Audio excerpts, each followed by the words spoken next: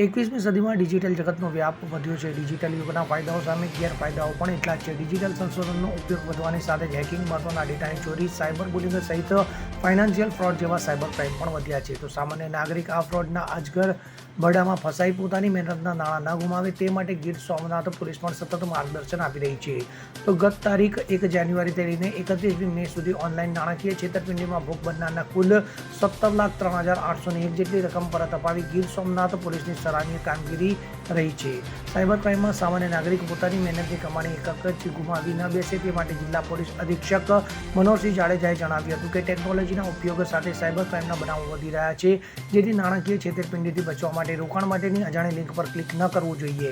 તેમજ સાયબર ક્રાઇમથી બચવા માટે સાવચેતી એ જ સલામતી છે. આમ જણાવી તેમણે લોકોને ઓનલાઈન છેતરપિંડીથી બચવા, સાવચેત રહેવા અને સાયબર ક્રાઇમનો ભોગ ન બને તેનો ઇલાજ ખાતે સાયબર ક્રાઇમની કચેરીનો સંપર્ક કરવાની અપીલ કરી હતી. જિલ્લા પોલીસના માર્ગદર્શન અનુસાર ઓનલાઈન પ્રોડક્ટ્સ માટે નાણાકીય વ્યવહારો કરતી વખતે સાવચેત રહેવું, સોશિયલ મીડિયા કે અન્ય ઈ-કોમર્સ વેબસાઇટ પર લોભામણી લાલચ આપતી જાહેરાતોમાં લલચાવવું નહીં, બનાવટી વસ્તુઓની ડિલિવરીથી બચવું, તેમજ અજાણ્યા લોકો સાથે બેંકની વિગતો, પાસવર્ડ, કોડની માહિતી, CVV, OTP કે પિન નંબર જેવી અગત્યની માહિતી શેર ન કરવી.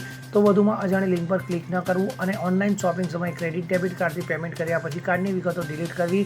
તેમજ ઓનલાઈન નાણાકીય લેવડ દેવડ સમયે તેમજ સોશિયલ મીડિયા એકાઉન્ટ માટે 2 ફેક્ટર ઓથેન્ટિકેશન એક્ટિવેટ રાખવું. થર્ડ પાર્ટી એપ્લિકેશન દ્વારા ફોન હેક થવાની શક્યતા જોતા બોગસ એપ ડાઉનલોડ કરવાનું ટાળવું જોઈએ હોવાનું તેમણે જણાવ્યું હતું, જેથી કોઈપણ એપ્લિકેશન પ્લે સ્ટોર પરથી જ ડાઉનલોડ કરવી. ગીર સોમનાથ પોલીસ દ્વારા લોકોને શેરબજારમાં પૈસા ડબલ કરવા, શેરબજારની કે અન્ય કોઈ ફેક એપ્લિકેશન ઇન્સ્ટોલ કરાવી ઘેર બેઠા પૈસા કમાવાની લાલચ આપી તેમજ આવા કોઈપણ શંકાસ્પદ નાણાકીય વ્યવહાર અજાણ્યા ગ્રુપોમાં ન કરવા સૂચના આપવામાં આવી હતી. ગીર સોમનાથ જિલ્લામાં સાયબર ક્રાઇમ પોલીસ સ્ટેશન છેલ્લા 6 મહિનાથી એક્ટિવ છે અને આ પોલીસ સ્ટેશનમાં વિવિધ પ્રકારના ગુના આપણે દાખલ કર્યા છે, ડિટેક્ટ પણ કર્યા છે. છેલ્લા ઘણા સમયનો ટ્રેન્ડ જોતા ખાસ કરીને ઇન્વેસ્ટમેન્ટ રિલેટેડ ફ્રોડ કે જે SMS-થી ઇન્વેસ્ટમેન્ટ માટેની લિંક આવે અને લિંક સાથે લિંક ઉપર ક્લિક કરતા એ ફ્રોડ નીકળે છે. આ પ્રકારના ગુના જિલ્લામાં પણ ખૂબ બનેલા છે, રાજ્યમાં પણ બને છે અને નેશનલ લેવલે પણ છે. એ ઉપરાંત સાયબર ક્રાઇમમાં કેટલા પણ એવા બધા ગુના છે કે જેમાં સ્ટોકિંગ, ઇન્વેસ્ટમેન્ટ ફ્રોડ ઉપરાંત બીજા ટાઈપના ફ્રોડ એવા ગુનાઓ છે. લોકોને જિલ્લા પોલીસ તરફથી અપીલ કરવામાં આવે છે કે કોઈ પણ પ્રકારની જે લિંક છે અનઓથોરાઇઝડ જગ્યાએથી લિંક ઉપર ક્લિક ન કરો. કોઈ મેસેજ જે છે એને વેરીફાઈ કર્યા વગર પ્રોપર જગ્યાએથી વેરીફાઈ કર્યા પછી જ એની ઉપર આગળ વધો.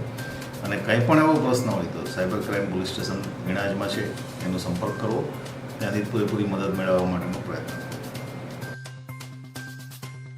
જુબેર કકાસિયા સાથે CN24 ન્યૂઝ, ગીર સોમનાથ. હવે જુઓ દેશ દુનિયાની તમામ ખબરો તમારી આંગળીના ટેરવે. ઉઠાવો મોબાઈલ અને Google Play Store પરથી ડાઉનલોડ કરો અમારી CN24 ન્યૂઝ મોબાઈલ એપ.